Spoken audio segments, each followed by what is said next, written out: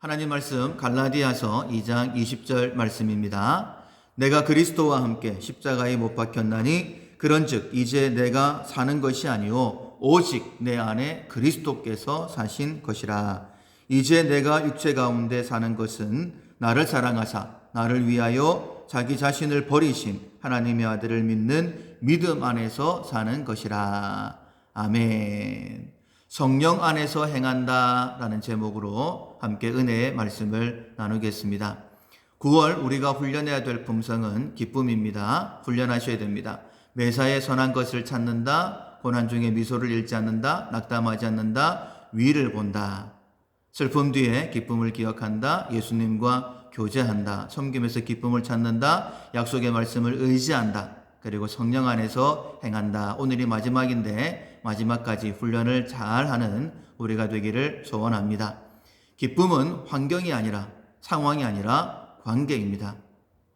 역시 기쁨의 나라 천국은 장소가 아니라 하나님과의 관계입니다. 하나님과의 관계가 있으면 천국, 관계가 끊어지면 천국이 아닙니다. 예를 들어서 예수님 십자가 한편 강도 그날 회개하고 구원을 받았습니다. 낙원에 갔어요. 그러나 이 땅에서는 천국의 삶을 누리지를 못했죠. 왜냐하면 하나님과의 관계가 없었기 때문입니다. 그러나 우리는 믿음의 사람들입니다. 예수님과 동행하는 사람들입니다. 그렇다면 어떤 핍박, 혼란이 있다 할지라도 항상 기뻐할 수 있습니다. 만약 우리가 기뻐하지 못하고 있다고 한다면 첫 번째로 하나님과의 관계 안에 내가 있는가? 자기 자신을 점검하시면 됩니다. 오늘 본문 말씀은 우리가 어떻게 이 땅에서 천국의 삶을 살아갈 수 있는지, 항상 기뻐할 수 있는지 그 방법을 말씀해 주고 있습니다. 첫 번째가 그리스도와 함께 십자가에 못 박혔나니, 그리스도와 함께 십자가에 자신을 못 박아야 된다라고 말씀을 하십니다.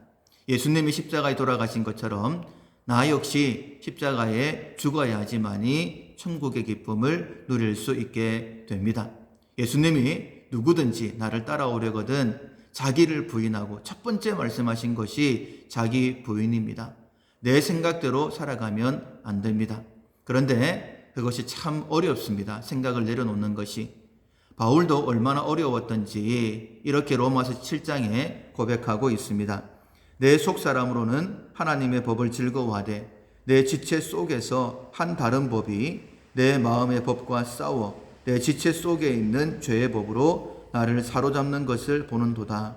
오호라, 나는 공고한 사람이로다. 이 사망의 몸에서 누가 나를 건져내랴.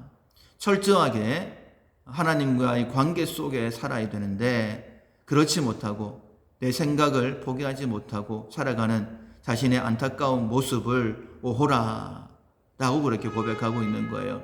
우리 역시 우리 자신의 모습을 바로 볼 수 있어야 될 것입니다. 이제 그리스도와 함께 십자가에 못 박혀 죽었다라고 한다면 두 번째로 내 안에는 그리스도께서 살아 계셔야 됩니다. 내가 죽었어요. 그러면 내 안에 이제 누가 살아 계셔야 되느냐? 바로 예수 그리스도가 살아 계셔야 됩니다. 다르게 말씀을 드리면 예수님의 말씀으로만 충만해야 된다라고 말씀하시는 거예요. 내가 말씀대로 살아야지 라고 결단했다 할지라도 날마다 하나님의 말씀이 내 마음을 채우지 못하면 그 결단은 헛것이 될 수밖에 없습니다. 오히려 그 형편이 더 안 좋아질 수 있다라고도 주님께서 비유로 말씀하셨죠. 누가복음 11장 24절 이하에 더러운 귀신이 사람에게서 나갔을 때에 물 없는 곳으로 다니며 이 물은 말씀을 의미합니다.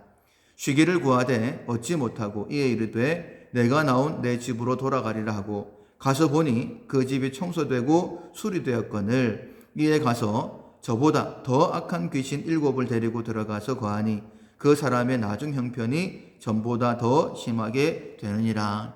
내가 이제 하나님과 관계 속에서만 살아가겠다라고 결단했다면 말씀을 내 마음에 채워야 됩니다. 말씀이 채워져 있지 않으면 다른 것이 채워지게 되어지고 우리의 형편이 이전보다 더 어렵게 된다라고 분명히 말씀하셨어요. 주님이 이렇게 말씀하십니다. 내 안에 거하라. 그리하면 나도 너희 안에 거하리라. 어떻게 예수님 안에 거할 수 있을까? 계명을 지키는 것이다라고 분명히 말씀하셨습니다. 예수님의 말씀을 기억하고 의지하는 것, 그것이 바로 우리가 천국의 삶을 살아가는 방법이다라고 말씀하세요. 세 번째가 바로 믿음 안에 사는 것입니다. 오늘 본문 20절 중반절에 보면 이제 내가 육체 가운데 사는 것은 나를 사랑하사 나를 위하여 자기 자신을 버리신 하나님의 아들을 믿는 믿음 안에서 사는 것이다 라고 말씀하셨어요. 믿음 안에 살아가야 됩니다. 오늘 본문의 제목처럼 성령 안에서 행해야 됩니다. 즉 말씀만 의지하고 성령 하나님의 인도하심대로만 살겠다라고 결단하고 살아셔야 된다는 거예요. 정글에서 길을 잃고 헤매고 있을 때에 구조대가 도착을 했습니다. 어떻게 해야 살 수 있을까요? 무조건 구조원이 시키는 대로 따라 해야 됩니다. 내가 아무리 많이 배워 석박사라 할지라도, 내가 아무리 많은 돈을 가지고 있는 억만장자라 할지라도, 권세가 있는 자라 할지라도 구조원의 말을 듣지 않으면 그 사람은 구원받을 수 없습니다.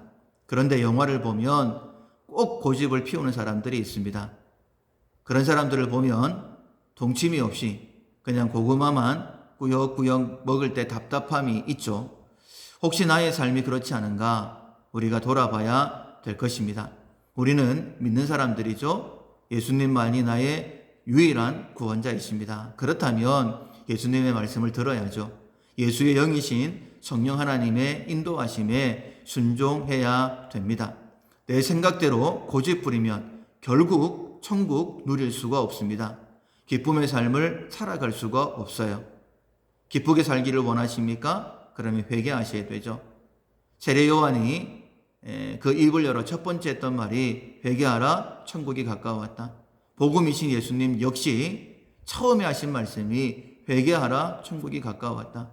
천국이 가까워왔으니 회개해라 라고 말씀을 하십니다. 회개하셔야 돼요.